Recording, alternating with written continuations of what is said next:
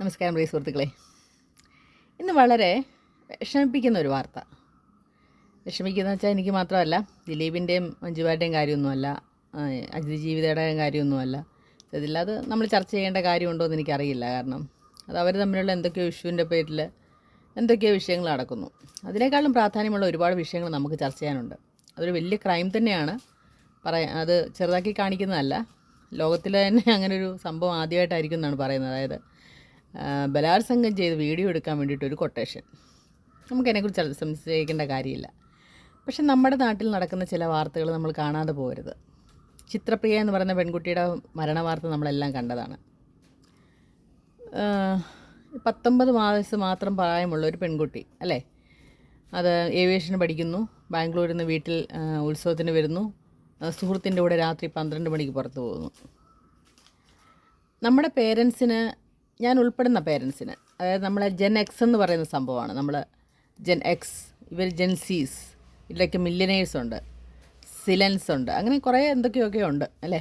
അപ്പം നമ്മൾ ജീവിച്ച് വളർന്ന സാഹചര്യം, അന്നും പ്രേമമൊക്കെ ഉണ്ടായിരുന്നു അല്ലേ. ആൺ സുഹൃത്തുക്കളെ ഇഷ്ടം പോലെ ഉണ്ടായിരുന്നു.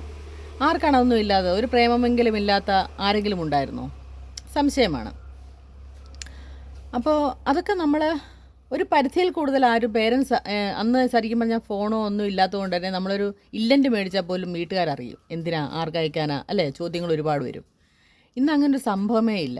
കുട്ടികൾ കയറി പലപ്പോഴും കഥ കടച്ചിട്ടാണ് അവർ പഠിക്കാനിരിക്കുന്നതൊക്കെ. നമ്മളൊന്നും അങ്ങനെ നമ്മുടെ കാലത്ത് അങ്ങനൊന്നും ചെയ്തതായിട്ട് ഓർമ്മയില്ല അല്ലേ. ഏത് സമയത്തും അച്ഛനോ അമ്മയ്ക്കോ വന്ന് നോക്കാവുന്ന ഭാഗത്തിൽ നമ്മളിരുന്ന് പഠിക്കും. പലർക്കും മക്കളെ ഏത് രീതിയിലാണ് പോകുന്നതെന്ന് മനസ്സിലാവാത്ത ഒരു ഘട്ടത്തിൽ കൂടെയാണ് കടന്നു പോകുന്നത്. ശരിക്കും ഇതിനെ എങ്ങനെയൊക്കെ അതിജീവിക്കുമെന്ന് പറഞ്ഞാൽ ഒരു പരിധിയിൽ കൂടുതൽ നമുക്ക് അവരെ കൺട്രോൾ ചെയ്യാനൊന്നും പറ്റില്ല എന്ന് തന്നെയാണ് സംശയം. കാരണം എനിക്ക് 2 ടീനേജേഴ്സ് ഉള്ളതുകൊണ്ട് തന്നെ രണ്ട് സ്വഭാവമുള്ള ടീനേജേഴ്സ്. ഇളയാളെ ഇപ്പോഴും എനിക്ക് എങ്ങനെ പഠിക്കണമെന്ന് എനിക്ക് മനസ്സിലായിട്ടില്ല. മൂത്ത ആളെ കുറച്ചൊക്കെ മനസ്സിലാക്കി വരുന്നു. പക്ഷേ എന്നാലും പെൺകുട്ടികളുള്ള മാതാപിതാക്കൾക്കാണ് കുറച്ചുകൂടി ഇതിനെക്കുറിച്ച് വ്യാകുലതകൾ കൂടുതലെന്ന് എനിക്ക് തോന്നാറുണ്ട്. കാരണം എൻ്റെ അയൽവക്കത്തൊക്കെ ആണെങ്കിലും പെൺകുട്ടികളുള്ള മാതാപിതാക്കൾ പുറത്തോട്ട് ഇവരെ ഒറ്റയ്ക്കാക്കിയിട്ട് പോകാനുള്ള ബുദ്ധിമുട്ടൊക്കെ കാണുമ്പോൾ നമുക്കത് മനസ്സിലാവുന്നതാണ് കേട്ടോ. ഒരു പക്ഷേ ഇതിന് എതിർപ്പുള്ളവരുണ്ടാവാം. ഇതെൻ്റെ കാഴ്ചപ്പാടാണ് ഞാനീ പറയുന്നത്. പറഞ്ഞു വന്നത്, നമ്മൾ പറഞ്ഞ് മനസ്സിലാക്കി, ഞാൻ എൻ്റെ മോന് മധ്യപ്രദേശിൽ പഠിച്ച സമയത്ത് അവിടെ പോയപ്പം പല പേരൻസും പറഞ്ഞു അവരോട് എങ്ങനെയുണ്ട് എല്ലാ കാര്യങ്ങളും ഒന്ന് അവരെ ഒന്ന് ഉപദേശിക്കണം എന്ന് പറഞ്ഞു. പെൺപിള്ളേരാണല്ലോ ആമ്പളെ, കാരണം അവരുടെ വളരുന്ന പ്രായത്തിൽ ചെറിയ പൊടി ചുറ്റിക്കളികളും ഒക്കെ ഉള്ള സമയമാണല്ലോ. അപ്പോൾ അത് ചിലരൊക്കെ പേരൻസ് അറിഞ്ഞിട്ട് എന്നോട് പറഞ്ഞു നമ്മൾ ഒന്ന് ഉപദേശിക്കണം അവരെന്ന് പറഞ്ഞു. അപ്പം ഞാനവരെ എന്താണ് ഉപദേശിക്കേണ്ടത്? നിങ്ങൾ പ്രേമിക്കാൻ പാടില്ല എന്ന് പറയാൻ പറ്റുമോ? അതൊരു ശരിയായ കാര്യമല്ല അല്ലേ. ഒരു പ്രായത്തിൽ നമുക്ക് പ്രണയം തോന്നുക എന്ന് പറയുന്നത് നമ്മുടെ ഹോർമോൺ ചേഞ്ചസ് കൊണ്ടൊക്കെ ഉണ്ടാകുന്ന നമ്മുടെ മാറ്റങ്ങളാണ്.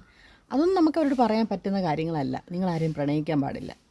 പിന്നെ ഇപ്പം നമുക്ക് ഇപ്പോഴത്തെ കുട്ടികളോട് ജാതി നോക്കി പ്രണയിക്കണം, നീ ഇന്ന ആളെ മാത്രമേ പ്രണയിക്കാവൂ, അങ്ങനെയൊന്നും നമുക്ക് പറഞ്ഞു കൊടുക്കാൻ പറ്റുന്ന കാര്യങ്ങളേ അല്ല. അവർ തിരിച്ചു ചോദിക്കുന്ന എല്ലാവരുടെയും ബ്ലഡ് ഒന്നല്ല എന്നൊക്കെ ചോദിച്ച് നമ്മളെ വാടപ്പിച്ച് കളയും. അതുകൊണ്ട് അങ്ങനെയൊന്നും നമുക്ക് തർക്കിക്കാനോ നമുക്ക് അവരെ ഉപദേശിക്കാനോ പറ്റില്ല എന്ന് എനിക്ക് ആ കാര്യത്തിൽ ഉറപ്പായിരുന്നു. അവരെ ഉപദേശിക്കാനൊന്നും എനിക്ക് പറ്റില്ല. പക്ഷേ ഞാൻ അവരോട് ചെന്നിട്ട് പറഞ്ഞ കാര്യം ഇത്രയുമാണ്. ശരിക്കും അന്നേരം ഇപ്പോൾ എൻ്റെ ബുദ്ധിയിൽ തോന്നിയൊരു കാര്യമാണ് കേട്ടോ. ഞാൻ ഇവരെ എന്ത് ഉപദേശിക്കും എന്നൊക്കെ ഞാനിങ്ങനെ ആലോചിച്ചു. പക്ഷേ ഞാൻ എൻ്റെ ജീവിതത്തിൽ നിന്ന്, ഞാൻ എൻ്റെ സൗഹൃദ വലയത്തിൽ നിന്നും കണ്ട ഒരു കാര്യമാണ് ഞാൻ അവരോട് സംസാരിച്ചത്. ഞാൻ അവരോട് ആരോടും പ്രത്യേകിച്ചൊന്നും ചോദിച്ചില്ല. ഞാൻ പറഞ്ഞത് ഇങ്ങനെയാണ്, നിങ്ങളൊന്ന് ആലോചിച്ച് നോക്കിയേ. ഇപ്പം നിങ്ങൾ പഠിത്തത്തിൽ കോൺസെൻട്രേറ്റ് ചെയ്യുക. കുറേ നാൾ, ഒരു 5-10 വർഷം അല്ലെ ഒരു 5-7 വർഷം കഴിയുമ്പം നിങ്ങളുടെ ഈ ക്ലാസ്സിലെ കുട്ടികളെ എല്ലാമായിട്ടൊന്ന് മീറ്റ് ചെയ്യാൻ പോവുകയാണ്. ഇപ്പം നിങ്ങൾ ഈ ഉഴപ്പി നടക്കുന്ന അന്ന് ഒന്നുമല്ലാത്തൊരവസ്ഥയിലാണെങ്കിൽ അങ്ങനെ ഒരു ഗെറ്റ് ടുഗദറിന് പങ്കെടുക്കാൻ നിങ്ങൾക്ക് സാധിക്കുമോ? അല്ലെങ്കിൽ നിങ്ങൾ ഓർത്ത് നോക്കിയോ, നിങ്ങളെല്ലാവരും പഠിച്ച് നല്ല ജോലിയൊക്കെ മേടിച്ച് ജീവിക്കുന്ന ഒരു സമയം, നിങ്ങളെല്ലാവരും കൂടെ ഒരു ഗെറ്റ് ടുഗദർ, അത് ഇവിടെങ്ങും അല്ല, ചിലപ്പോൾ ഗോവയിൽ ഒരു റിസോർട്ട് എടുത്തിട്ടായിരിക്കാം, അല്ലെങ്കിൽ മൂന്നാറിലൊരു റിസോർട്ട് എടുത്തിട്ടും, അല്ലെങ്കിൽ ചിലപ്പം വിദേശത്ത് തന്നെ ഒരു റിസോർട്ടോ അല്ലെങ്കിൽ ഒരു വിദേശ ട്രിപ്പോ ഒക്കെ ആയെന്നിരിക്കും. അതൊക്കെ മാറ്റിമറിക്കാൻ നിങ്ങളെക്കൊണ്ട് സാധിക്കും. കാരണം പഠിച്ചൊരു നല്ല ജോലി മേടിച്ചാൽ എന്താണ് അസാധ്യമായിട്ടുള്ളത് ഇന്നത്തെ നാട്ടിൽ? അപ്പം ഇപ്പോഴത്തെ സന്തോഷമല്ല ശരിക്കുള്ള സന്തോഷം, അതിന് ശേഷം ഉണ്ടാകുന്ന ഒരു സന്തോഷം. ശരിക്കും ഞാനൊക്കെ ഡിഗ്രി കഴിഞ്ഞ സമയത്ത് തൊട്ട് ഞങ്ങളിപ്പോഴും 20 വർഷം 25 വർഷം ഞങ്ങൾ ആഘോഷിച്ചു. ഇപ്പോൾ 30 വർഷമാകുന്നു. ഞങ്ങളിപ്പോഴും ശരിക്കും പറഞ്ഞാൽ അന്നായി അത്രയും ആ 94, 97 കാലഘട്ടത്തിൽ വാഴൂർ കോളേജിൽ ഞങ്ങൾ പഠിച്ച അതേ സൗഹൃദം ഇന്നും ഉണ്ടെന്ന് പറയുന്നത് ചിലർക്കൊക്കെ അത്ഭുതമായി തോന്നാം. പക്ഷെ ഞങ്ങളിപ്പോഴും എന്തെങ്കിലും ഒരു വിശേഷം ഉണ്ടെങ്കിൽ ഞങ്ങൾ ഒരുമിച്ച് കൂടാറുണ്ട്. അറ്റ്ലീസ്റ്റ് ഒരു 10-20 പേര്, അല്ലെ 6-7 പേരെങ്കിലും ഞങ്ങൾ തമ്മിൽ കാണാറുണ്ട്. അതിൻ്റെ ഒരു സന്തോഷം എന്ന് പറയുന്നത് പറഞ്ഞറിയിക്കാൻ പറ്റാത്തതാണ്. ഒരു നേരം ഒരുമിച്ചിരുന്ന് ആഹാരം കഴിക്കുന്നു, അല്ലെങ്കിൽ ഒരു കേക്ക് കട്ട് ചെയ്യുന്നു. ഭയങ്കര രസമുള്ള കാര്യമാണ്. അപ്പം ഞാൻ എൻ്റെ കാര്യമാണ് ആ കുട്ടികളോട് പറഞ്ഞു കൊടുത്തത്. ഞങ്ങളുടെ കൂട്ടുകാരെ കാണുമ്പം ഭയങ്കരമായിട്ടൊരു സന്തോഷം, ആ ഒരു സന്തോഷമാണ് ശരിക്കും നമ്മൾ ആസ്വദിക്കേണ്ട സന്തോഷം, അല്ലേ? അല്ലാതെ ഇപ്പം ഈ കാണുന്ന ഒരുത്തൻ്റെ പുറകെ പോയി അവൻ്റെ മുഖത്തേക്കോട്ട് തന്നെ കുറേ നേരം നോക്കിയിരുന്നു അതിലും എത്രയോ നല്ല പുഷ്പങ്ങൾ വേറെ കിടക്കുന്നു, അല്ലേ? സ്ത്രീകളാണേലും, അല്ലേ? ഒരുപാടൊരു പൂന്തോട്ടം തന്നെ നമുക്ക് ചുറ്റുമുണ്ട്. അതൊക്കെയാണ് ഈ ഒരു പൂവേലോട്ട് നോക്കിയിരുന്ന് നമ്മുടെ സമയം കളയുന്നതെന്നാണ് ഞാൻ അവരോട് പറഞ്ഞത്. അപ്പോൾ മനസ്സിലാക്കേണ്ടവർക്ക് അതൊക്കെ മനസ്സിലായി. പല കുട്ടികളും വീട്ടിലോട്ട് വിളിച്ചിട്ട് പറഞ്ഞു, ഇങ്ങനെയാണ് ഉപദേശിക്കേണ്ടത്, ഇങ്ങനെയാണ് അമ്മമാർ പറയേണ്ടതെന്നൊക്കെ പറഞ്ഞു. പക്ഷേ എൻ്റെ വീട്ടിൽ പലപ്പോഴും ഇതൊന്നും സാധ്യമാകാറില്ല എന്നുള്ളതാണ്. ഞാൻ പലപ്പോഴും ഇങ്ങനെ ഇത്രയൊന്നും ഈ പറഞ്ഞ പോലെ ഒരു ഇതിൽ ഒന്നും സംസാരിക്കാൻ എനിക്ക് പറ്റാറില്ല നമ്മുടെ സ്വന്തം മക്കളുടെ കാര്യം വരുമ്പം.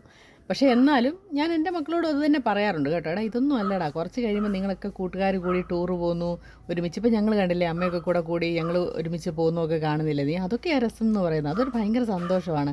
നമ്മൾ ഒരുമിച്ച് കൂടുന്നു, അല്ലെങ്കിൽ ഇപ്പം ഒരു കൂട്ടുകാരൻ ഇന്നടത്തുണ്ട്, അവനെ കാണാൻ അങ്ങോട്ട് പോകുന്നു, അല്ലെങ്കിൽ എല്ലാവരും കൂടെ ഒരു റിസോർട്ടിൽ കൂടി അടിച്ചു പൊളിക്കുന്നു 2-3 ദിവസം.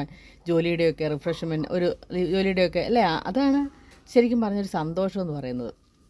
അല്ലാതെ ഇപ്പോഴീ കുട്ടികൾ കാണിക്കുന്ന സന്തോഷം ഈ പറഞ്ഞ പോലെ ഒരു ആത്മഹത്യയിലോ, അല്ലെങ്കിൽ ഒരു കയറിൻ തുമ്പത്തോ, അല്ലെങ്കിൽ ഒരു കല്ലിൻ്റെ അറ്റം കൊണ്ടോ ഒക്കെ തീരാവുന്ന സന്തോഷങ്ങളാണ് ഈ പിള്ളേർ ഈ പ്രായത്തിൽ പെട്ടെന്ന് കണ്ടുപിടിക്കുന്നത്. അത് മാറ്റുന്നതിനെക്കുറിച്ച് സത്യം പറഞ്ഞാൽ ഈ പിള്ളേർക്കൊരു കൗൺസിലിംഗ് ഒക്കെ സത്യം പറഞ്ഞാൽ എല്ലാ സ്കൂളിലും ഓരോ കൗൺസിലർമാരൊക്കെ അത്യാവശ്യമാണ്. കാരണം ഇങ്ങനെയുള്ള കുട്ടികളെ അവരൊന്ന് കൗൺസിലിംഗ് അവർക്ക് നാക്കൊക്കെ അറിയുള്ളൂ എങ്ങനെ അവരെ ഇരിയാക്കണമെന്ന്. ശരിക്കും പറഞ്ഞാൽ അത്യാവശ്യം തന്നെയാണ് എല്ലാ സ്കൂളിലും, എല്ലാ സ്കൂളിലും ആഴ്ചയിൽ ഒരിക്കലെങ്കിലും, മാസത്തിൽ ഒരിക്കലെങ്കിലും ചെയ്യുന്ന ഒരു കൗൺസിലർ, നന്നായിട്ട് കുട്ടികളെ കൗൺസിൽ ചെയ്യാവുന്ന, മോട്ടിവേറ്റ് ചെയ്യാൻ പറ്റുന്ന ഒരു മോട്ടിവേഷൻ ക്ലാസ്സസൊക്കെ അത്യാവശ്യം. മിക്ക സ്കൂളുകളിലും അതൊന്നും നടക്കുന്നില്ലെന്നാണ് എൻ്റെ ഒരു അറിവ്. അപ്പോൾ ഇതൊക്കെയാണ് എന്നെ സംബന്ധിച്ച് ഇന്നത്തെ ഒരു വിഷമം പിടിച്ച ഒരു സങ്കടം പിടിച്ച ഒരു കാര്യം എനിക്ക് നിങ്ങളോട് പറയാനുള്ളത്. അപ്പോൾ നമ്മുടെ കുട്ടികളെ നമ്മൾ എങ്ങനെ വളർത്തുന്നു എന്നുള്ളത്, അവരെങ്ങനെ വളരുന്നു എന്നുള്ളതാണ് പ്രധാനം. നമ്മൾ വളർത്തിയതുകൊണ്ടായിരിക്കില്ല പലരും പിള്ളേരുടെ സ്വാതന്ത്ര്യം അവരങ്ങ് ആഘോഷിക്കുകയാണ്. അതിപ്പോൾ നമുക്ക് അവരെ ഒന്നും കുറ്റം പറയാൻ പറ്റില്ല. അവരങ്ങനെ ഒരു കാലത്താണ് ജീവിക്കുന്നത്, നമ്മൾ ജീവിച്ച അങ്ങനെ ഒരു കാലത്തില്ല. അതുകൊണ്ട് നമുക്കത് ഉൾക്കൊള്ളാൻ കുറച്ച് ബുദ്ധിമുട്ടുമായിരിക്കും. അപ്പോൾ നിങ്ങളുടെ അഭിപ്രായം പറയുക. പലർക്കും അഭിപ്രായം ഉണ്ടാകും, പക്ഷേ ആരും എഴുതാറില്ല. പിന്നെ എഴുതാൻ പറ്റുന്നവർ എഴുതുക, അത്രയേ ഉള്ളൂ. ഫോളോ ചെയ്യാൻ പറ്റുന്നവർ ഫോളോ ചെയ്യുക. ലൈക്കും കമൻറ്റും ഷെയറും ഒക്കെ ചെയ്യുക. ബൈ.